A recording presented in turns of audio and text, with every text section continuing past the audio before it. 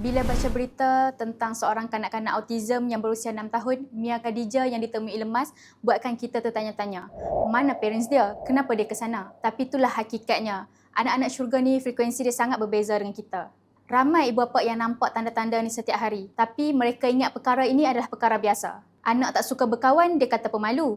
Bila dia tutup telinga sebab bunyi yang kuat, dia kata mengada-ngada. Bila dia tantrum dan menangis tiba-tiba, kita ingat dia manja dan nakkan attention. Tapi sebenarnya dia tengah cope dengan dunia yang overwhelming. Semua ni bukanlah perangai, tapi cara otak bekerja untuk proses bunyi, sentuhan dan emosi yang berbeza daripada orang yang normal. Autism ni bukanlah penyakit, tapi perkembangan otak yang unik di mana keupayaan otak untuk fokus, mengingat dan mengawal emosi bergantung kepada struktur neuron yang sihat serta hubungan rapat antara usus dan otak. Sebab inilah pentingnya pendekatan untuk memelihara neuron dan efisiensi isyarat antara sel otak untuk membantu memori serta kelajuan berfikir. Bila isyarat saraf ni tak stabil, mereka akan mudah merasa gelisah dan hilang pertimbangan. Sebab itulah kita perlu bantu stabilkan hormon stres supaya otak lebih tenang dan fokus. Penggunaan bahan antioksidan seperti anthocyanin daripada bilberry dapat bantu lindung sel otak daripada tekanan oksidatif yang boleh menjejaskan mental.